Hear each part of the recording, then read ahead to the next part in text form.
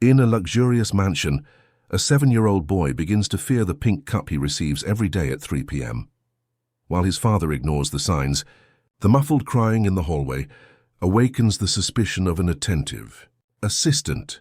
The search for answers reveals a toxic cocktail hidden under the disguise of a children's vitamin. Faced with danger and manipulation, an ordinary man decides to confront the silence and save a childhood from the abyss. The afternoon sun streamed through the wide windows of the mansion in Belgravia, an affluent district in London.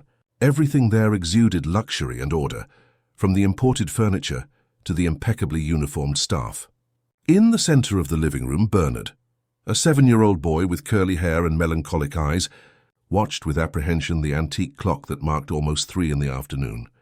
"It's almost time for your tonic, dear," announced Veronica, his stepmother, a woman in her early 30s, always elegantly dressed and made up, even when she had no engagements. Bernard's small shoulders visibly slumped.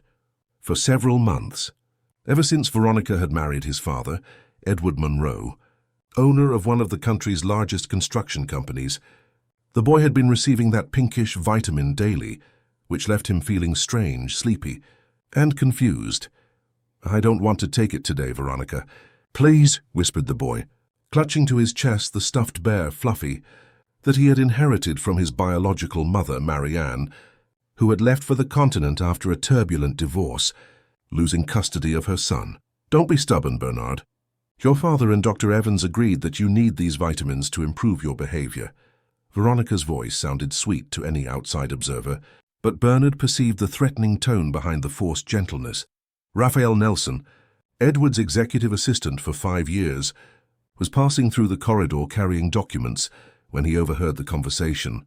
He stopped discreetly, observing the scene through the half-open door. In recent months, he had noticed the drastic change in Bernard's behavior. Once a joyful and energetic boy, he was now apathetic and constantly drowsy. "Is everything all right here?" Raphael asked, entering the room naturally. "Perfectly, Raphael," Veronica replied with an impeccable smile, but her eyes conveyed clear irritation at the interruption. "Just Bernard's vitamin supplement time. The pediatrician recommended it to improve his immunity and concentration." Raphael noticed the terror in the boy's eyes when Veronica brought the glass with the pink liquid. Bernard looked at Raphael as if pleading for help. "How interesting." "I didn't know Bernard was having health problems," Raphael commented, trying to buy time while assessing the situation. "They're not exactly health problems." Veronica adjusted her dress, visibly uncomfortable. "They're behavioral issues. The divorce affected the boy a lot, you know? And with his mother's absence, well, we're just following medical recommendations." Raphael watched Bernard swallow the drink with visible repulsion, while Veronica watched him closely, ensuring he drank everything. Minutes later, the boy was already showing signs of drowsiness, his movements becoming slower, his speech slurred. "I'll take him to rest," Veronica announced, taking Bernard by the hand. "He always gets tired after the vitamins. Normal effect, according to the doctor." When they left, Raphael remained in the room, pensive. Something didn't seem right. He had known Bernard since the boy was 4 years old, and had never seen him so dejected and frightened as in recent months. Coincidentally, since Veronica had entered their lives. Edward Munro was brilliant in business, but completely blind when it came to his new wife. After the difficult separation from Marianne, Edward had plunged into work, leaving his son's upbringing increasingly in Veronica's hands, who presented herself to everyone as the perfect stepmother, always concerned with her stepson's well-being. That night, after a late meeting, Raphael found Edward in his office. "I need to talk about Bernard," Raphael began cautiously.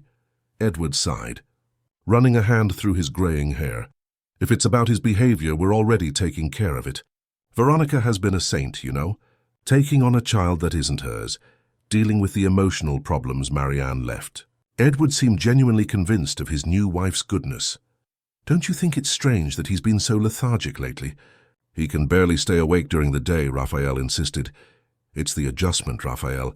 Dr. Evans explained that this is normal. Bernard is processing a lot of changes. His mother's absence, the new family." Edward poured himself a glass of whiskey. "Besides, the vitamins are to help him calm down. He used to be very restless, you remember."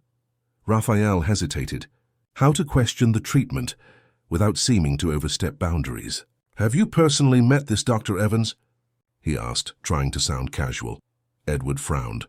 "I haven't had time yet, but Veronica takes care of all that. She researched the best specialists." "Why do you ask?" "No particular reason." Raphael backed off, realizing he would need more information before continuing that conversation. "I just worry about Bernard." "We all worry," Edward softened his tone. "But I trust Veronica. She brought order back to our home after the chaos Marianne left. You know how difficult that period was." Raphael nodded, remembering the turbulent divorce 2 years prior. Marianne, a former model and socialite, had left the country after losing custody of her son in a process where her mental health had been questioned. Edward, at the time, had used all his influence to secure exclusive custody. The next morning, Raphael discreetly observed the household routine. Veronica left every morning for Pilates classes and lunches with friends, always impeccable, always smiling for the photos she constantly posted on social media. Bernard remained in the care of Mrs. Josephine, the housekeeper, who seemed wary of Veronica and followed her instructions to the letter, including the sacred time for the tonic. That afternoon, Raphael took advantage of Veronica, having left for a charity event, and approached Bernard, who was drawing without much enthusiasm in the playroom. "What are you drawing, champ?" he asked, sitting beside the boy. Bernard lifted his tired eyes. "Nothing important," he replied in a weak voice, covering the drawing with his arm. Raphael gently asked to see it, and the boy hesitantly revealed a dark drawing, a small figure surrounded by dark clouds holding a teddy bear. "Is that you?" Raphael asked softly. Bernard merely nodded, his eyes welling up. "Bernard, can you tell me about this vitamin you take every day?" "How does it make you feel?" The boy looked around as if checking if they were truly alone. "It makes my head heavy," he whispered, "and my tummy hurts. I can't play afterwards, I just want to sleep." "I don't like it, Uncle Raphael." "And have you told your father about this?" Bernard shook his head. "Veronica said if I complain, they'll send me to a boarding school far from here, and they'll throw away Fluffy." He squeezed the teddy bear tightly. "My mom gave it to me.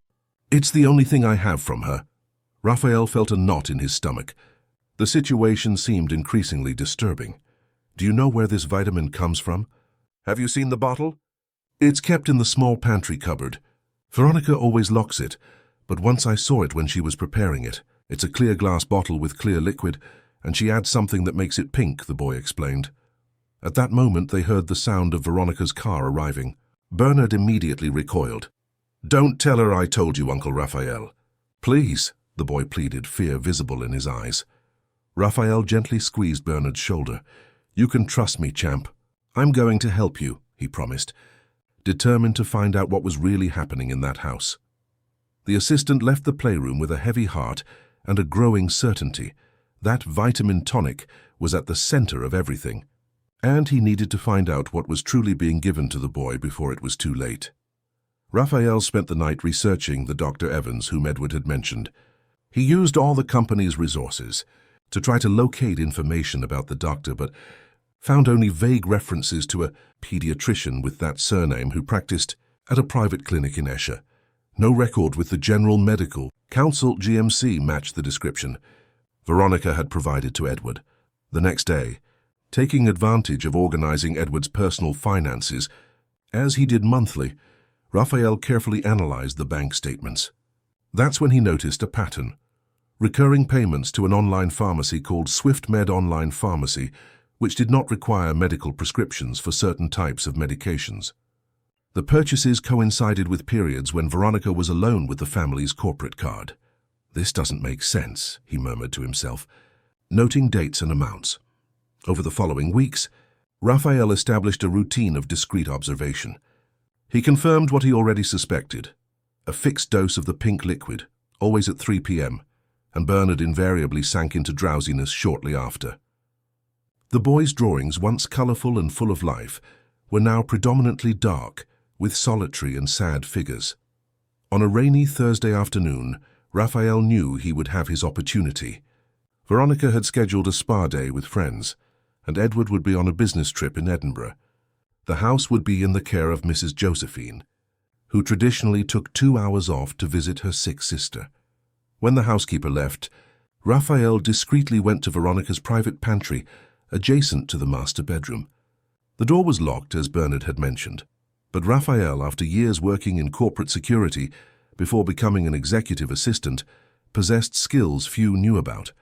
In less than a minute, he managed to unlock the door without leaving marks. The interior was impeccably organized, like everything that belonged to Veronica. In a small refrigerator, he found what he was looking for, a transparent bottle with a slightly pink liquid, unlabeled, kept in a box with the logo of the online pharmacy. With surgical gloves he had brought in his pocket, Raphael carefully extracted a small sample into a sterilized container, taking care not to alter the visible volume in the original bottle. He closed everything exactly as he had found it and left, locking the door again. That same night, Raphael visited his longtime friend Charles Miller, a respected pharmacist who worked at Cedars-Sinai Medical Center. "Are you sure you want to do this, Raphael?" Charles asked, looking at the small vial his friend discreetly handed him in the hospital cafe. "If this sample contains controlled substances being administered to a child without proper prescription, we're talking about something serious." "That's exactly why I'm here." "Charles," Raphael replied, concern evident on his face, "this boy is wasting away before my eyes. I need to know what's happening so I can help him."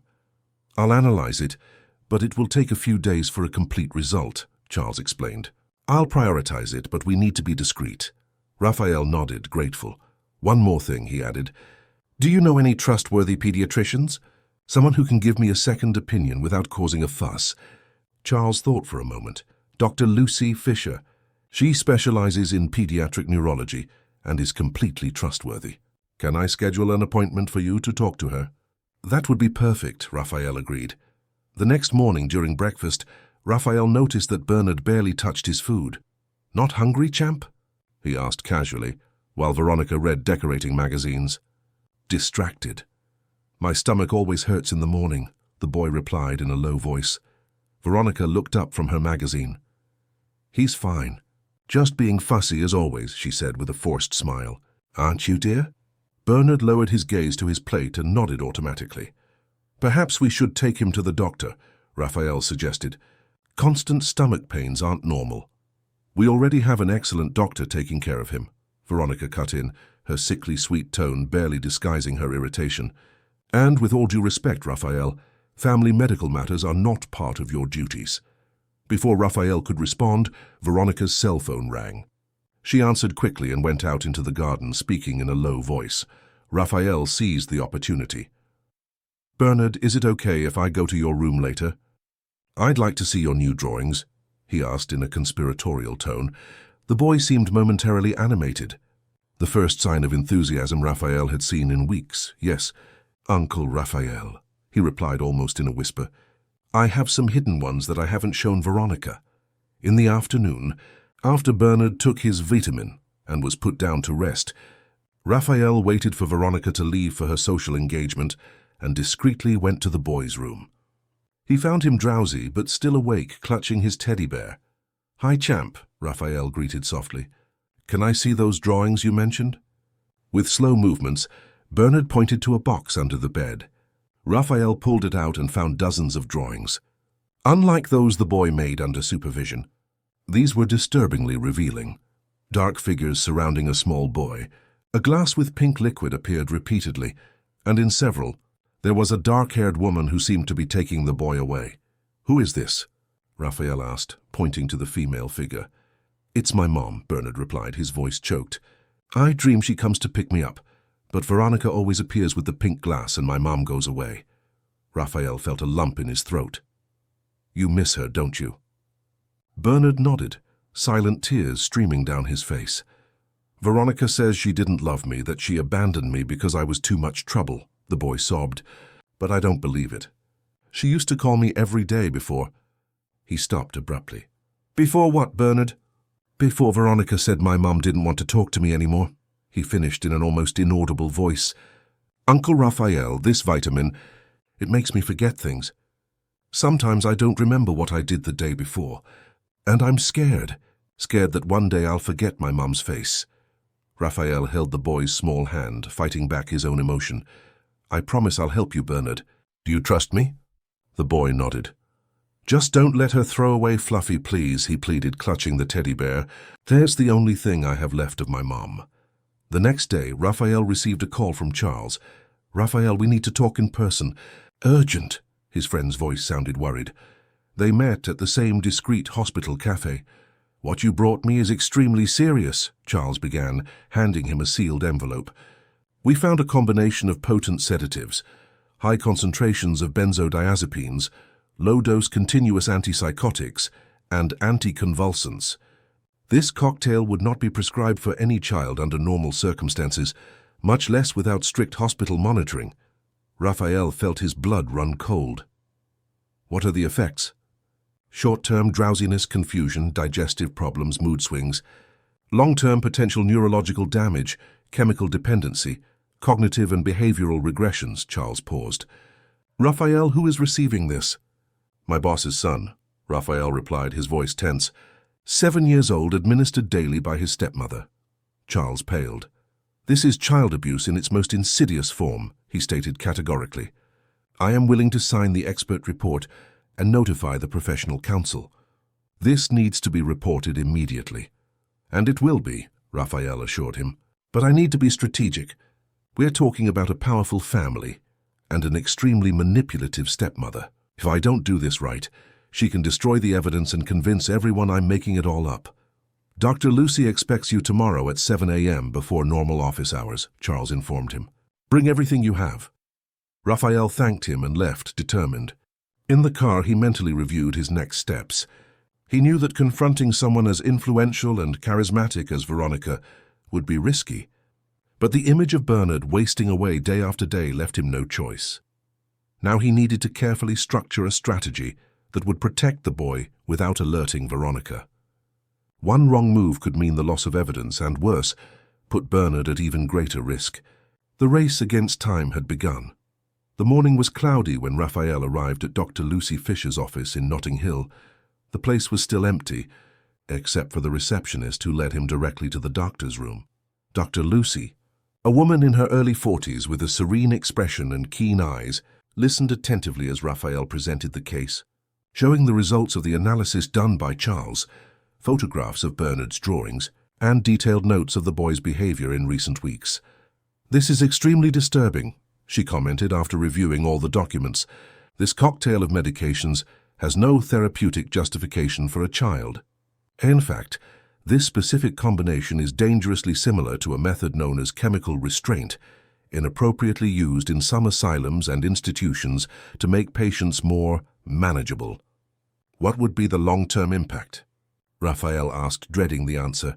"Without immediate intervention, we're talking about possible permanent damage to neurological development. In addition to the psychological effects of the abuse itself." She paused. "You said the father is completely alienated from the situation." "Edward is brilliant in business, but he's blind when it comes to Veronica. He believes they're just vitamins to help his son cope with adapting to the new family." Dr. Lucy sighed. "Unfortunately, I see similar cases more frequently than I'd like. The abuser is often charismatic and manipulative, creating a perfect facade that deceives even those closest to them." She reflected for a moment. "You mentioned the biological mother. Is she completely out of the picture?" Raphael hesitated. "Marianne lost custody 2 years ago in a turbulent process where her mental health was questioned. Edward used all his influence and resources to secure exclusive custody. She left the country after that, and from what Bernard told me, it seems Veronica intercepts any attempt at communication between the two. We need more allies," the doctor concluded. "Do you have access to former household staff? Anyone who witnessed the beginning of this behavior?" Raphael thought for a moment. Rita, Bernard's former nanny. She was dismissed shortly after Veronica took control of the house. Bernard was very attached to her. "Find that nanny," Dr. Lucy instructed. "I also suggest you look for a lawyer specializing in child and family law before we take the case to the authorities. We need to ensure Bernard is protected immediately after the report is made. Do you have any recommendations?" "Dr. Teresa Allen. She is relentless when it comes to protecting children and knows all the ins and outs of the system." Dr. Lucy wrote down a phone number. "Tell her I recommended you." "And Raphael." She looked at him seriously. You need to act fast. Raphael nodded, feeling the weight of the responsibility. That same afternoon, he managed to locate Rita Davies through old company records. She now worked as a nanny for another family in Hampstead, North London. They arranged a discreet meeting in a public park. Rita was a woman in her 50s, with kind features and tired eyes. When Raphael explained he was investigating Bernard's situation, her eyes welled up. "I knew something wasn't right," she said, her voice choked. "That woman arrived and changed all the rules of the house. At first it was just small things, control over food, changes in routine. But soon she started isolating the boy, keeping him away from me, monitoring our conversations." "When did the vitamins start?" Raphael asked. "About 2 weeks after she moved into the mansion, even before the wedding," Rita replied. "First she said they were vitamins for immunity. Bernard didn't like the taste, and I noticed he got drowsy afterwards. When I questioned it, she said it was a normal effect that the pediatrician was aware." "Did you notice other worrying behaviors?" Rita hesitated, as if weighing what she should reveal. "I found Bernard crying several times after being alone with her. He never said what happened, but once I saw finger marks on his little arm, as if someone had held him tightly." Rita wiped away a tear. "When I mentioned it to Mr. Monroe, he downplayed it, saying Bernard probably got hurt playing. The following week, Veronica started spreading rumors that I was stealing small objects from the house. 15 days later, I was fired." "And after your dismissal, did you try to maintain contact?" "Several times. I called, sent gifts on special dates, but everything was returned. Once I managed to find Bernard and Mrs. Josephine in the park. The boy ran to hug me, but when Veronica arrived..." Rita shook her head. "I've never seen such fear in a child's eyes. After that, I received a summons to stay away, claiming I was disturbing family adaptation." "Would you be willing to testify officially?" Raphael asked. "For Bernard?"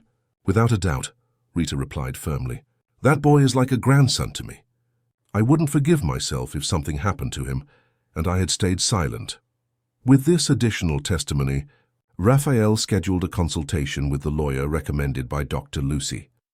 Dr. Teresa Allen's office was in central London, in a discreet but elegant building. Teresa Allen, a woman in her 60s with grey hair and a firm posture, carefully examined all the documentation Raphael had gathered: the toxicology report, the testimonies, Bernard's drawings, the before and after photographs showing the visible physical change in the boy. "We have a solid case for an urgent protective measure," she concluded. "But we need to be strategic. Influential families like the Monroes have resources to drag out proceedings and manipulate narratives." "What would be your recommendation?" Raphael asked. "We will prepare 4 simultaneous lines of action," Teresa explained, organizing the documents. "First, a formal report to Child Protective Services and the family court. Second, a request for an urgent protective measure to remove the boy from the stepmother while the case is investigated. Third, a request for a private and impartial medical examination to assess Bernard's current state of health. And fourth, a containment plan for the inevitable media storm this will cause." "Media storm?" "Edward Monroe is one of London's most influential businessmen. Veronica is a constant presence in society pages and has thousands of followers on social media." Teresa looked seriously at Raphael. "As soon as the bomb drops, they will mobilize all their social and financial capital. Veronica will likely try to destroy your credibility, claim you have some kind of personal vendetta or romantic interest in her." "Are you prepared for that?" Raphael did not hesitate. "I'm not doing this for myself. It's for Bernard." "That's the right spirit," Teresa nodded approvingly. "But we need to protect you too. I want to document your background in detail, your professional relationship with the family, clearly establish your motives. We will also need a financial plan, as you will likely lose your job when this comes to light." The reality of that statement hit Raphael like a punch. His job with Edward was his main source of income.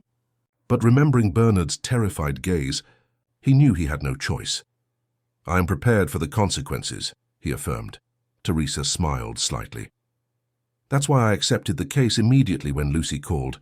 We need more people willing to do what's right, even when it's difficult." She paused. "There's one more person we need to contact, the biological mother." Raphael shook his head. "Marianne is out of the country.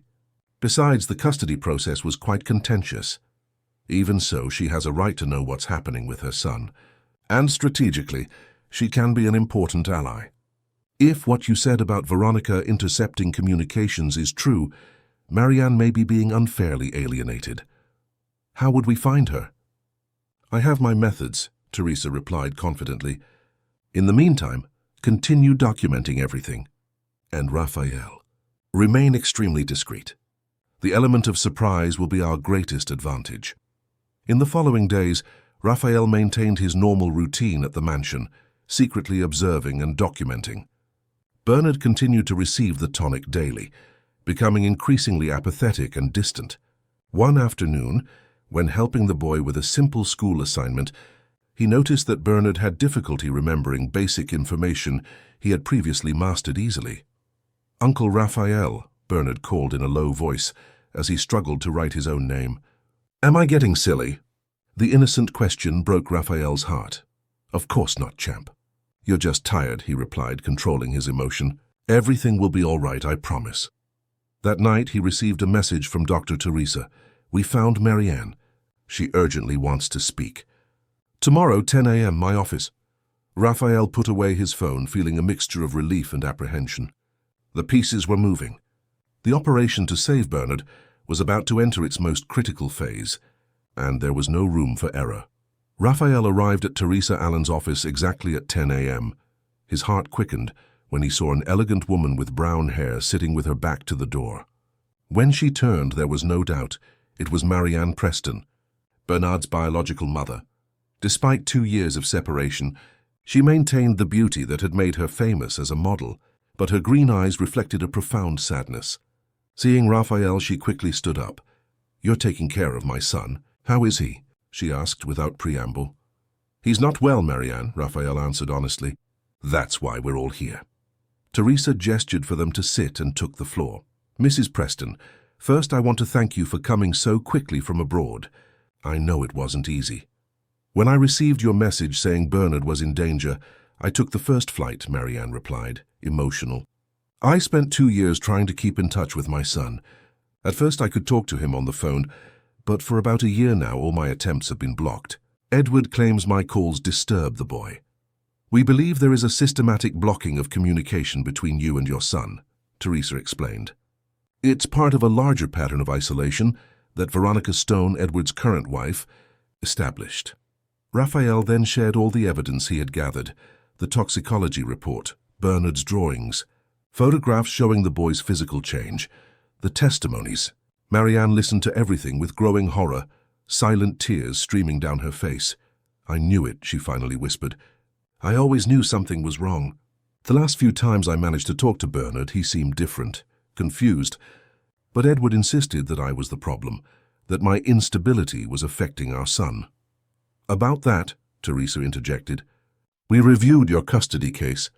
There are significant irregularities, especially in the psychological reports presented to question your parental capacity." Marianne wiped away her tears. "The divorce was a nightmare. Edward used all his power and money against me.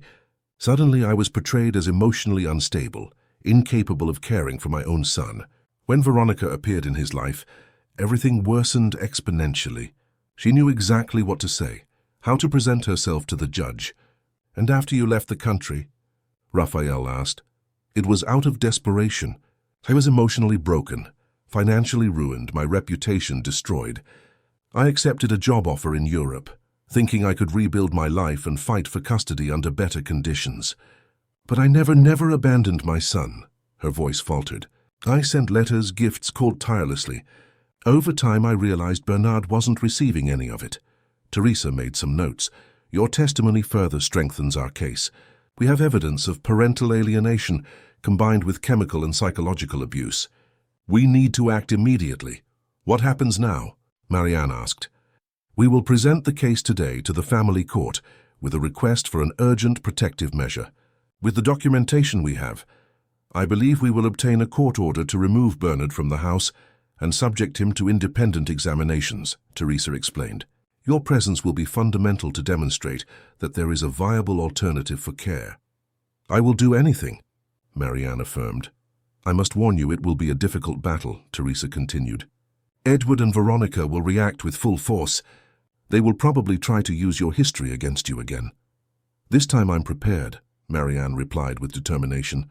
And more importantly, now I have allies who know the truth. While Teresa finalized the legal preparations, Raphael and Marianne talked in an adjacent room. "How is he really?" she asked, her voice choked. "Beyond what the documents show." Raphael hesitated, searching for the right words. "Bernard is an incredible boy with impressive inner strength. Even with everything he's going through, he still has moments of light. He still clings to that teddy bear you gave him." "Fluffy," Marianne smiled through tears. "He still has Fluffy?" "He never lets go." "It's his connection to you," Marianne nodded. "Emotional. Thank you for protecting my son when I couldn't. I can never thank you enough." At the end of the day, Teresa gathered everyone to update them on the procedures. Judge Clara Morrison analyzed our urgent request and granted an immediate assessment order. Tomorrow at 9 a.m., court officers accompanied by representatives from Child Protective Services will go to the mansion to take Bernard for an independent medical examination. The initial protective measure prevents Veronica from accompanying the procedure or being alone with the child until the conclusion of the assessment. "Edward will be home tomorrow," Raphael commented. "Worried. That's intentional," Teresa explained. "We want him to be present to receive the notification personally and witness the proceedings. It will be harder for him to deny the seriousness of the situation when confronted with official authorities." "And me?" Marianne asked. "Can I see my son?" "Not yet," Teresa replied gently. "First, we need to ensure his safety and obtain medical confirmation of our suspicions. Then we will arrange a supervised reunion. It's important to follow all legal protocols meticulously to leave no room for future questioning." The next morning, Raphael arrived at the mansion earlier than usual. Edward had returned from a trip the previous night and was in his office reviewing documents. Veronica was supervising the house arrangements for a charity event she planned to host over the weekend. At 9 a.m. sharp, the doorbell rang. Mrs. Josephine answered and soon entered the living room, visibly nervous, announcing, "Mr. Monroe, there are court officers and people from Child Protective Services here. They say they need to speak with you urgently." Edward stood up, confused. Raphael followed him to the door, where a delegation awaited. 2 court officers, a Child Protective Services counselor, and a doctor who introduced herself as a judicial expert. Veronica came down the stairs quickly, adjusting her dress, her social smile automatically in place. "What's going on?" Edward asked as he received the official documents. "Mr. Monroe, we have a court order to take your son Bernard for an independent medical examination as part of an investigation into possible mistreatment, the child." Protective Services counselor explained with professional firmness. Edward paled, while Veronica let out an indignant exclamation. "This is absurd! Who would make such a ridiculous accusation?" she protested, her voice rising several octaves. One of the officers stepped forward. "Madam, by court order, you are temporarily prohibited from accompanying the minor or remaining alone with him until the conclusion of the preliminary assessment. We ask that you maintain distance as specified in this document." As Veronica received the notification, her face alternated between shock and suppressed fury. Edward seemed completely disoriented. "There must be some mistake," he insisted. "My son is well cared for. I would never allow any form of mistreatment." The medical expert intervened. "Mr. Monroe, we understand your concern. For that very reason, the procedure will be conducted with all care and respect. You have the right to accompany him, but we need to proceed immediately." "Where is Bernard?" the counselor asked. "In his room. He just took his vitamins," Mrs. Josephine replied before anyone could stop her. "Vitamins?" The medical expert exchanged a significant look with the counselor. At that moment, Raphael stepped forward. "Edward, we need to talk," he said in a low voice. "You knew about this?"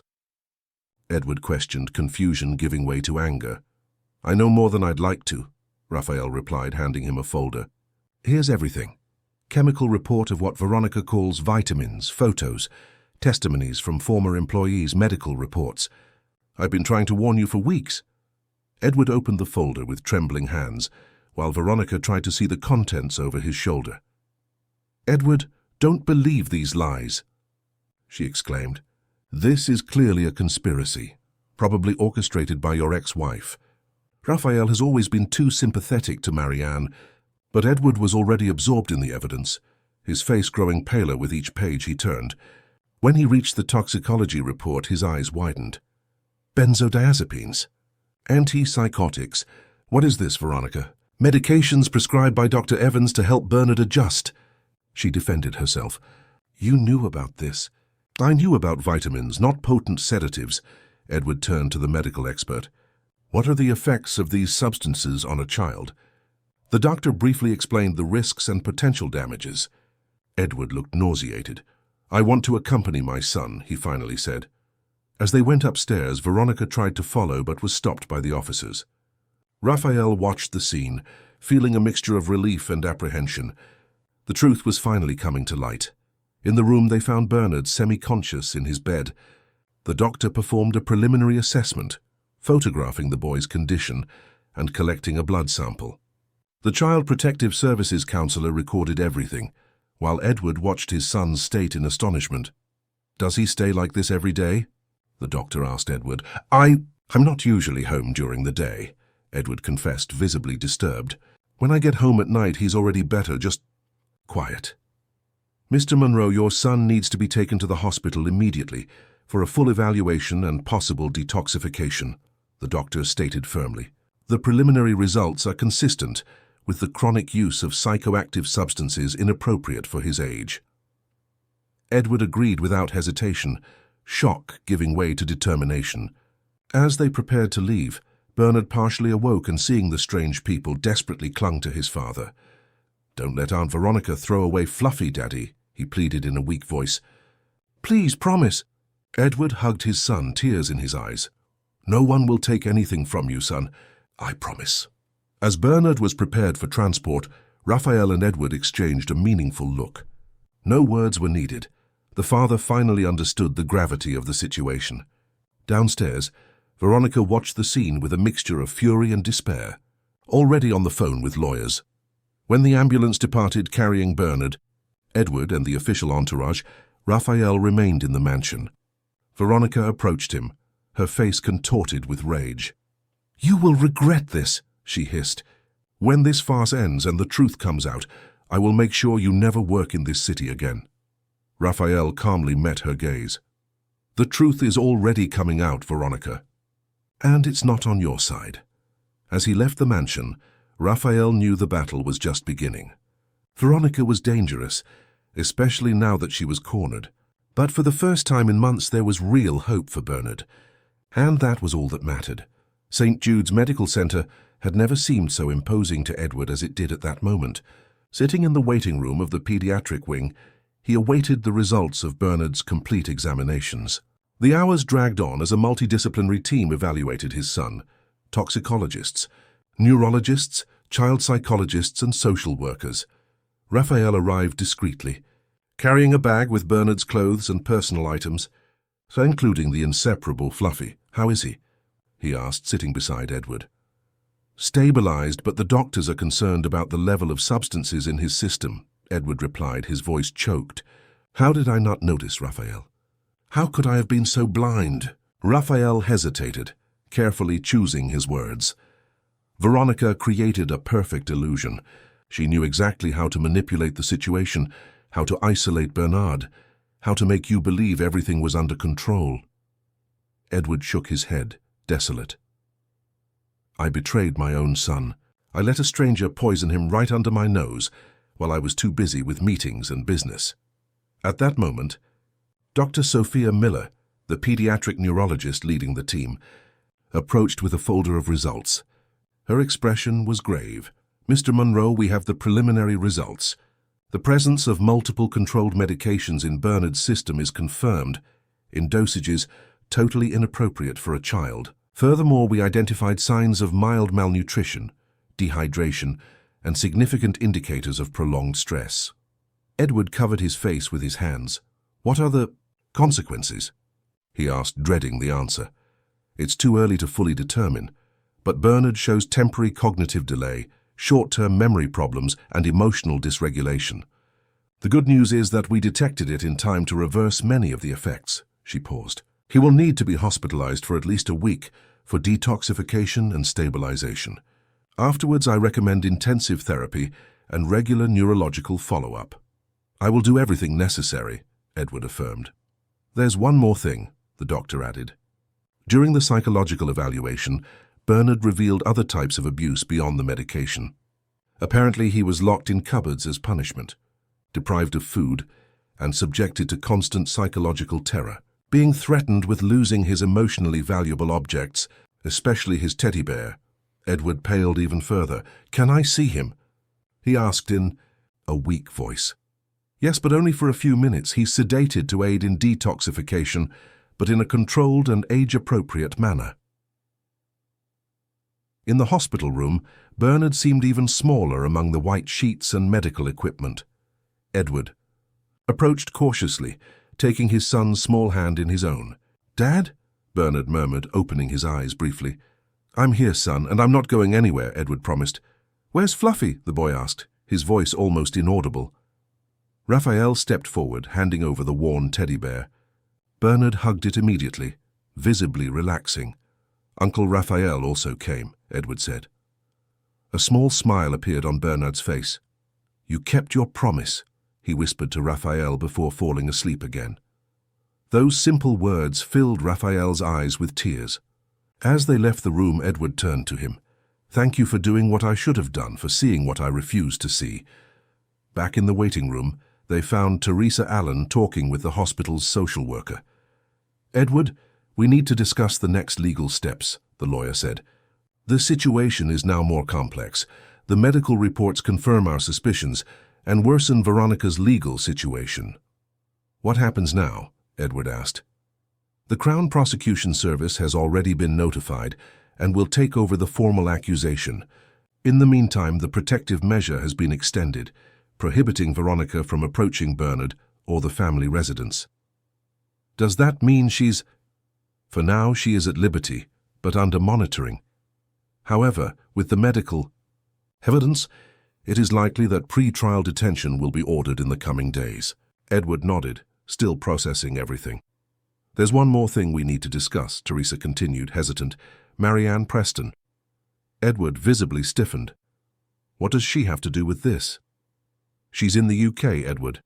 She's the one who helped us accelerate the legal procedures, using her press contacts to pressure the judicial system without exposing Bernard," Teresa explained, "and she wants to see her son." "Absolutely not," Edward reacted immediately. "After abandoning him—" "She didn't abandon Bernard," Raphael interrupted. "Veronica systematically blocked all attempts at contact. She intercepted letters, gifts, calls.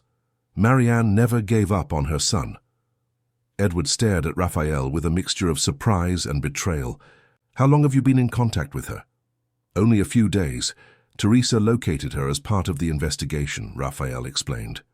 "Edward, I know there's a complicated history between you, but right now, Bernard needs all the support possible. He asks about his mother more than you imagine." Edward took a deep breath, fighting years of resentment. "I'll think about it," he finally conceded. "Now I need to call my lawyer. The situation with Veronica needs to be resolved immediately." As Edward walked away to make the call, Teresa commented to Raphael, "He still has a long way to go to accept his share of responsibility in all this." "He'll get there," Raphael replied. "Deep down, he loves his son above all else." The next morning, newspapers and news portals exploded with headlines about the case. Veronica, always active on social media, launched an immediate counter-offensive, tearful videos claiming persecution, exclusive interviews where she portrayed herself as a victim of a conspiracy, elaborate posts describing her love for her stepson. Simultaneously, a smear campaign against Raphael began. Anonymous sources emerged, alleging that he harbored an obsession with her, that he was in collusion with Marianne to extort money from the family, that he had a history of emotional instability. Within hours, Raphael saw his image systematically destroyed, with old photos from his personal life being exposed and distorted. "This was expected," Teresa commented, showing Raphael the headlines on her tablet. "That's why we documented everything so meticulously. The truth always prevails. but we need to be prepared for the dirty war. The Monroe mansion was surrounded by reporters, while Edward remained at the hospital with Bernard. Raphael, under Teresa's guidance, stayed in a discreet hotel to avoid press harassment.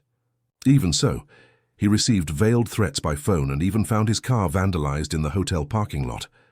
As the scandal grew, new witnesses emerged. The mansion's gardener confirmed seeing Veronica locking Bernard in the tool shed. A private tutor reported how the boy arrived drowsy and confused for lessons. The family's chauffeur described episodes where Veronica altered the vitamin depending on what social engagements she had that day. After 3 days of hospitalization, Bernard began to show clear signs of improvement. The controlled withdrawal of toxic substances allowed his original personality to gradually emerge. Small smiles, renewed interest in drawings and books, moments of liveliness that had not been seen for months. The doctors say the recovery will be slow but consistent, Edward told Raphael during a visit. Physically, he's already better. Emotionally, we have a long way to go. Therapy will help, Raphael replied, and a safe and loving environment. Edward hesitated, seemingly struggling with an internal decision. I spoke with Marianne yesterday, he finally revealed.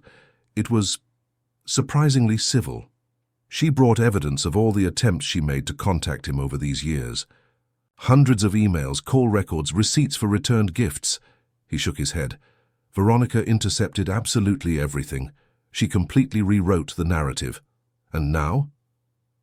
I agreed to allow a supervised meeting between Bernard and Marianne. The psychologists think it can be beneficial for him, provided it's well managed. Edward paused. Raphael, I need to admit something. During the divorce, I used my influence and resources to destroy Marianne's image. I was hurt. I wanted revenge. And Veronica encouraged me every step of the way. That confession surprised Raphael. It was the first time Edward had admitted his share of guilt. It's never too late to right wrongs, Raphael said simply. The next day, the reunion between Bernard and Marianne took place, carefully monitored by the hospital psychologists. The moment the boy saw his mother for the first time in 2 years was overwhelmingly emotional. Despite the mental confusion still present due to the medications, Bernard recognized Marianne instantly. "Mommy, you really came back?" he asked, his eyes wide with disbelief. "I'm back, my love, and I'm never leaving again," Marianne promised, hugging her son carefully amidst the tubes and monitors. Edward watched from a distance, with mixed feelings.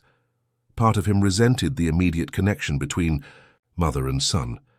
Another part felt deeply guilty for having deprived Bernard of that love for so long. A week after the hospitalization began, Judge Clara Morrison convened a preliminary hearing to evaluate the collected evidence. The large courtroom was packed. Press, experts, curious onlookers. Veronica arrived escorted by a team of expensive lawyers, dressed soberly and discreetly, a carefully constructed image of a dedicated and wronged stepmother. The defense tried to invalidate the evidence, claiming that the medications were part of a legitimate treatment for hyperactivity and anxiety, and that everything was just a misunderstanding amplified by a resentful ex-wife and an obsessed employee. Teresa Allen, representing Bernard as a special guardian, presented the complete dossier. Expert reports, testimonies, hospital records, and, crucially, bank records obtained by court order showing recurring purchases from a grey market pharmacy known for selling controlled medications without prescription. The final blow came when Teresa presented to the court a legally obtained audio recording between Veronica and a foreign supplier, negotiating the purchase of controlled substances. The judge listened attentively to all the evidence before delivering her preliminary decision. Given the robust body of evidence presented, I order the continuation of the protective measure removing Ms. Veronica Stone from the family residence and from any contact with the minor Bernard Monroe. Temporary custody is granted to the father, Mr. Edward Monroe, with regular supervision from Child Protective Services. I notify the Crown Prosecution, service for further criminal investigation, and possible formal indictment. As Veronica was escorted out of the courtroom, her gaze met Raphael's. There was no longer the mask of perfection or the rehearsed smiles, only a visceral hatred that promised retaliation. Outside the courthouse, Edward met Raphael and Teresa. "We secured the first victory," Teresa commented, "but the battle is just beginning. The criminal trial will likely take months." "The important thing is that Bernard is safe," Raphael replied. Edward, who had been silent, finally spoke. "I've made a decision. I'm going to sell the mansion. There are too many memories there, most of them bad now. Bernard needs a new beginning, a place without ghosts." "That's a wise decision," Teresa agreed. "And there's more," Edward continued. "I've spoken extensively with Marianne. We are reviewing the custody agreement. We will establish shared custody so Bernard can rebuild his relationship with his mother." Raphael smiled, genuinely surprised by Edward's transformation. The tragedy had in some way awakened the best in him. "Bernard will be discharged tomorrow," Edward informed them. "Temporarily, we will stay in an apartment I keep in Kensington. I would like you to come with us, Raphael. Bernard feels safe with you around." "It would be an honor," Raphael replied, touched by the invitation.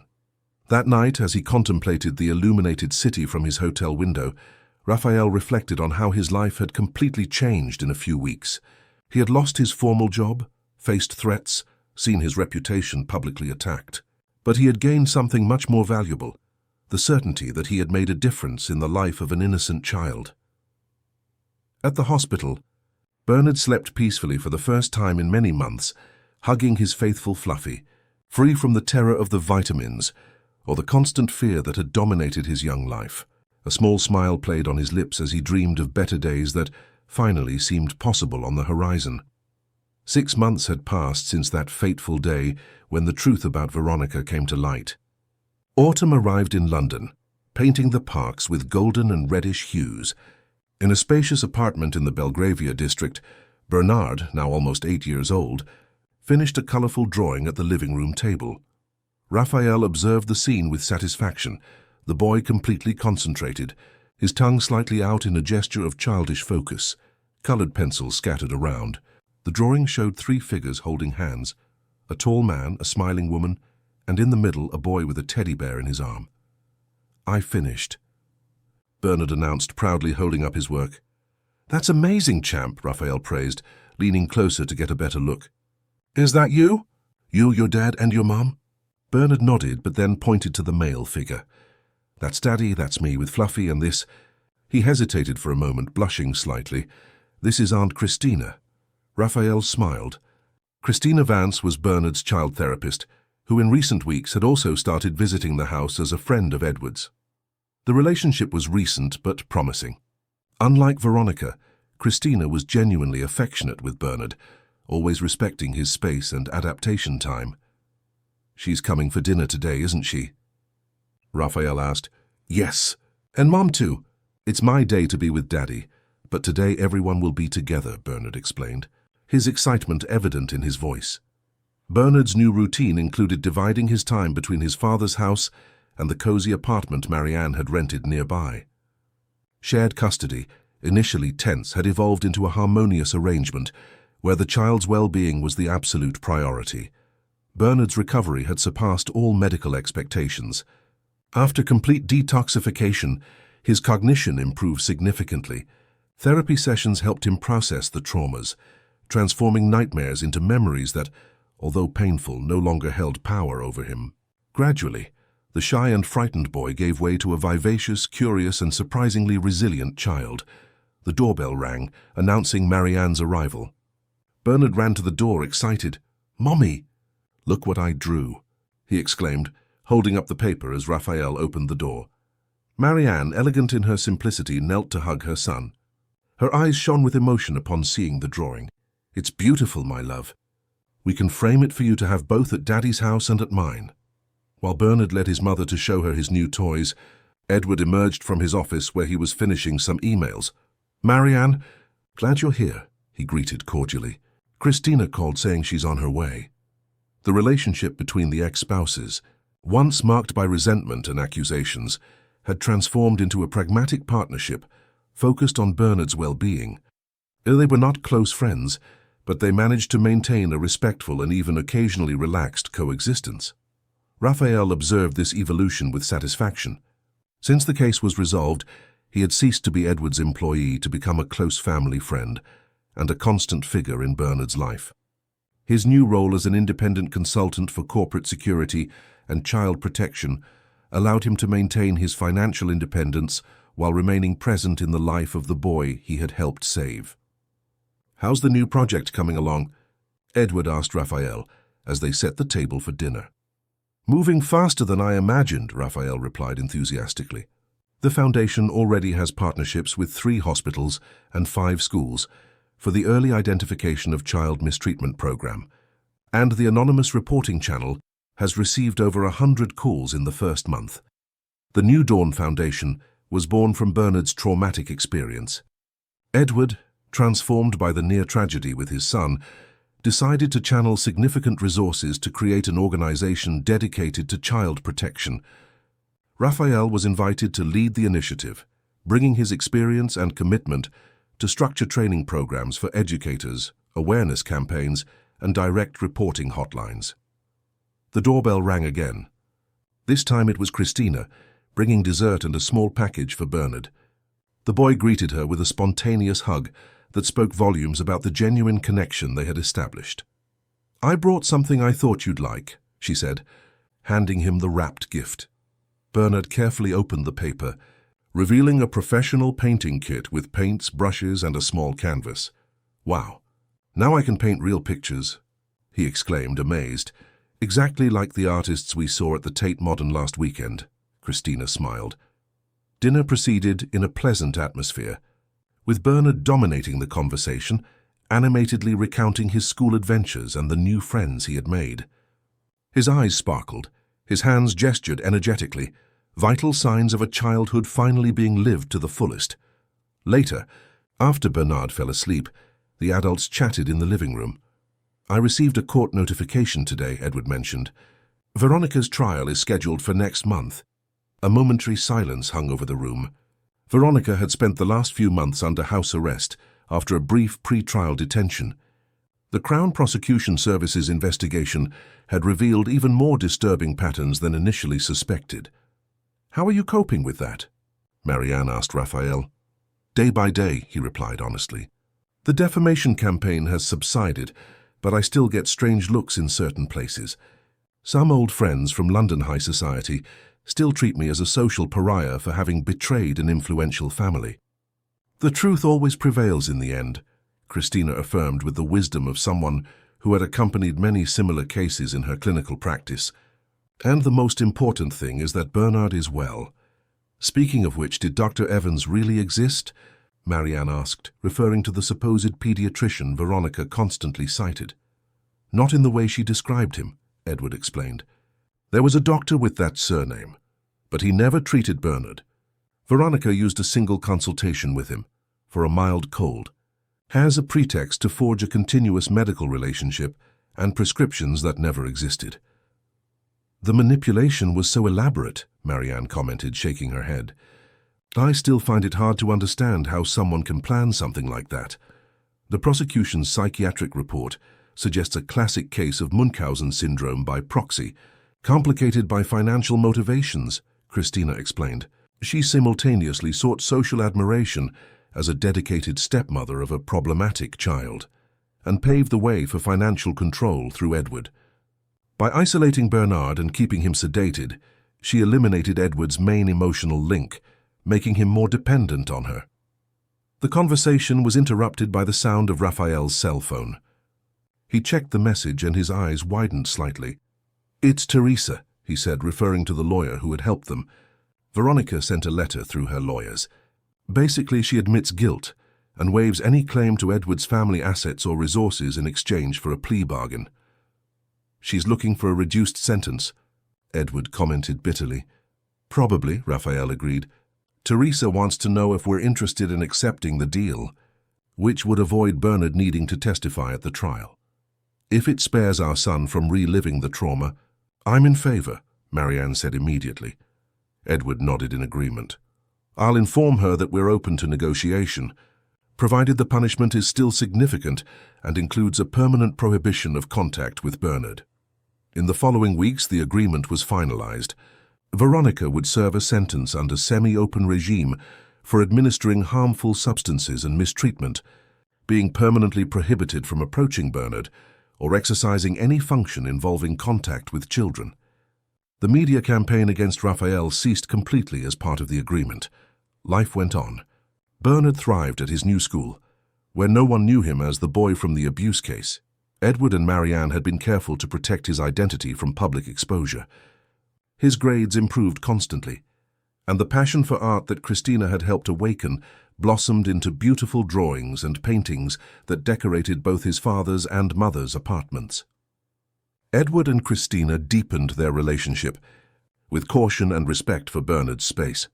Marianne had begun to rebuild her career, now as a photographer, capturing special moments of families and children, a way to transform her own pain into something beautiful and meaningful. On a sunny spring afternoon, the New Dawn Foundation inaugurated its own headquarters, a welcoming space in the Shoreditch district. The simple ceremony gathered supporters, child protection professionals, and some families already benefiting from the organization's work. Raphael, as the foundation's executive director, addressed the small audience.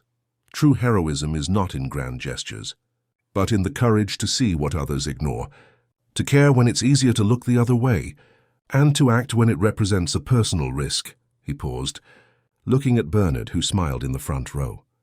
This foundation was born from a child's pain, but also from the hope that we can build a world where all children are protected, heard and loved. After the speech, as guests circulated through the space, Bernard approached Raphael with a package in his hands. "It's for your new office."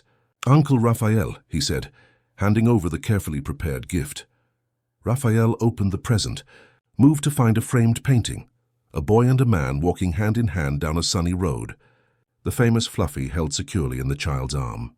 In the bottom corner, the childish signature Bernard M. and the simple title, "My Hero." "It's the most beautiful gift I've ever received, Bernard," Raphael said. His voice choked. "Daddy said sometimes we need to look back to remember how far we've come," the boy explained, with a wisdom that seemed beyond his 8 years. "But we can't keep looking back all the time, or we'll trip on the way forward." Raphael hugged the boy, marveling at his resilience and ability to transform adversity into learning. At that moment, he felt that the cycle had finally completed. The frightened and silenced child he had found in that opulent mansion had given way to a confident and secure boy, surrounded by true love. Later, as he hung the painting in his new office, Raphael reflected on how a story that began with a glass of pink vitamin had transformed so many lives, including his own. What could have been just another case of abuse silenced by influence and money had become a turning point, an opportunity for collective redemption. The foundation grew every day, expanding its reach to other British cities. The training program for educators had already trained over 200 teachers to identify early signs of abuse. The direct reporting hotline operated 24 hours a day, offering guidance and rapid intervention. Every child saved was a victory. Every family restored a promise of a better future. While organizing documents for a meeting with potential partners, Raphael received a notification on his cell phone. A photo sent by Edward, showing Bernard smiling at his first football game, Marianne and Christina cheering together in the stands. A wide smile spread across Raphael's face. In the end, that was what truly mattered, not the punishment of the guilty, not public recognition, but the opportunity to see a child reclaim his fundamental right to simply be a child. From the pink glass to the green football field, from the silent mansion to the animated cheers of the crowd, from the darkness of the punishment cupboard to the bright afternoon sun, the transformation was complete. Bernard was finally free to grow, dream, and color his own path, protected by a network of genuine love that no predator would ever again break. Looking out the window at the city that never stopped, Raphael made a silent promise to all the anonymous children still living their secret pains. Bernard's story would not be unique. Every pink glass would be discovered, every whisper would be heard, every hidden tear would be seen. Because when someone decides to see the invisible and act for the impossible, everyday miracles happen, and we call that justice. The end, dear listeners. We hope Bernard and Raphael's story has deeply touched your hearts. To continue this journey of emotions and reflections, we have prepared a special playlist with equally moving stories that explore human resilience in the face of adversity. You can find it by clicking the link to the left of the video. If this narrative has stirred something within you, be sure to subscribe to our channel and like this video. Every day we bring unique stories that explore the complexities of life and make us reflect on our own humanity. Would you like more stories about child protection, overcoming challenges, or other themes that address the strength of the human spirit? Leave us a comment. Your participation helps us create increasingly meaningful content. Until the next story.